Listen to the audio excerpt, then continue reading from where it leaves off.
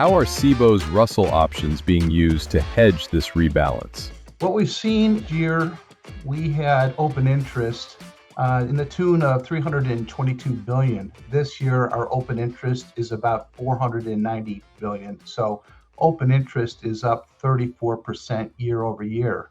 Our average daily volume is roughly 84,000 contracts. That is up roughly 27% year over year.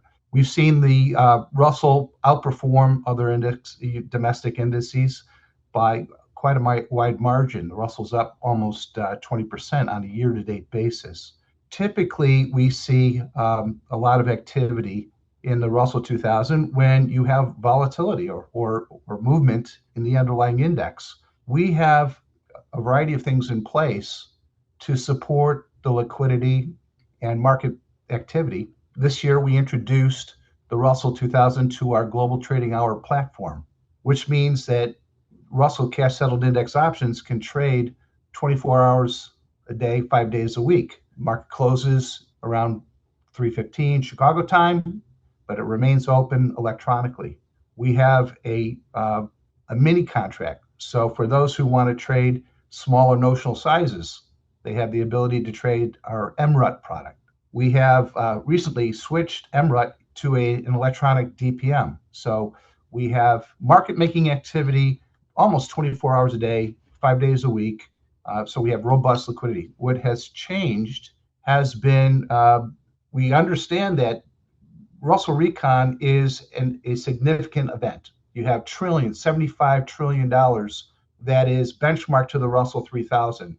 About 5% of that is in the Russell 2000, which culminates to the rebalancing day, which past years has been hundreds of billions of dollars. So we do monitor the open interest, we monitor volume, and I would have to say hats off to FTSE Russell for managing this recon, this rebalancing in a very methodical way, telegraphing to the marketplace what's likely to be added or deleted. It doesn't necessarily create a volatility event from our perspective, but there are opportunities for market participants to take advantage of the implied versus realized volatility during this time period.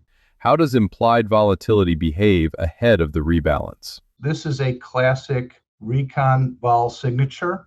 We're seeing a lot of activity, trading activity in short-dated options. We have almost anywhere from 24 to 30% of the daily volume in zero DTE trading activity. We're also noticing the put-call ratio is about 2 to 1. Combination of a lot of trading activity in the front end, elevating the implied volatility for short-dated options relative to longer-dated options. And we're also seeing a steepening skew where there's a lot of interest in buying puts, hedging going into the rebalancing, or just hedging as the market rallies. The Russell Recon period, as I mentioned earlier, doesn't necessarily generate increased volatility. In fact, the implied volatility, we look at RVX, which is our Russell Volatility Index, calculated similar to VIX, is roughly around 23, which is pretty normal. We're seeing the implied volatility on the short-dated options anywhere from, let's say, 25 to 30. So there's quite a gap in the short-dated versus RVX. And if you compare it to the historical volatility of, let's say, 22, there are opportunities to take advantage of that volatility risk premium. We measure that. We have a couple of indexes that measure the buy right and a cash secured put right. We have the Russell Buy Right Index, BXR. We have the 30 Delta Index, BXRD, and we have a cash secured put right. These are interesting benchmarks to take a look at because it measures the performance of these strategies over time.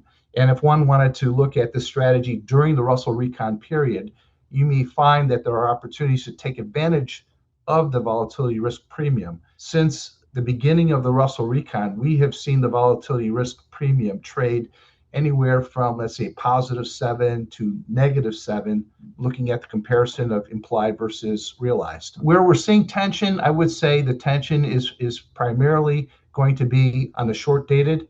And if you go further out, even beyond the rebalancing date, you're going to see the implied volatility and the historical volatility fairly normal.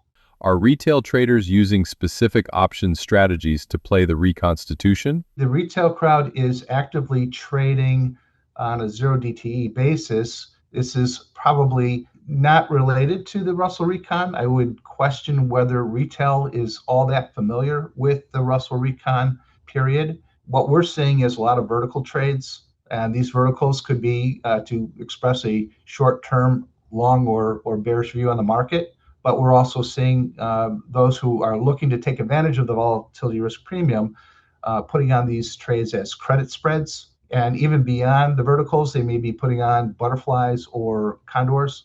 So there's definitely a very strong interest in harvesting the volatility during this time period. How will the semi-annual cadence impact options market structure? Russell 2000 is the benchmark for primarily domestic businesses. The vast majority of the revenue for these small businesses are generated from domestic activity. So there's a couple of factors that can influence the benchmark. One is interest rates. This benchmark is sensitive to interest rates. Depending on whether the Fed decides to increase rates or not, can have a material impact on the index. The midterm election is coming up in November. That can have some impact on the index. Then there's a seasonality to the small caps. In the past, there's been a small cap effect where you would see portfolio managers purchase small cap stocks going into the next year. So you see in the past some accumulation of small cap stocks in November, December. And then you have this rebalancing, and we don't know the impact of the rebalancing. Years past, we've seen as much as $200 billion worth of stocks trading on the day of rebalancing. In December, it's unknown how much of that index is going to be rebalanced. So it's hard to say what that impact is going to be. The one thing that I am looking at, and I think it will be interesting to see, is we have triple witching, which is when the futures and options expire on the third Friday of the month. And I believe the rebalancing will be taking place on the second Friday of the month, which is a good thing. We won't see a major disruption or volatility event as a result of the rebalancing. So from a structural standpoint, I don't see Cboe altering anything at the moment. We've got 0 DTE. We have 24/5 trading. We've got mini RUT. We've got the large notional. We have a pool of capital that's providing, plenty of liquidity and price transparency. So I see this as a continuation, maybe a lighter version of what we're seeing in June, but a continuation of a recon event where market participants will be able to take advantage of the volatility that's associated with the Russell 2000 and perhaps harvest volatility using different types of spreads.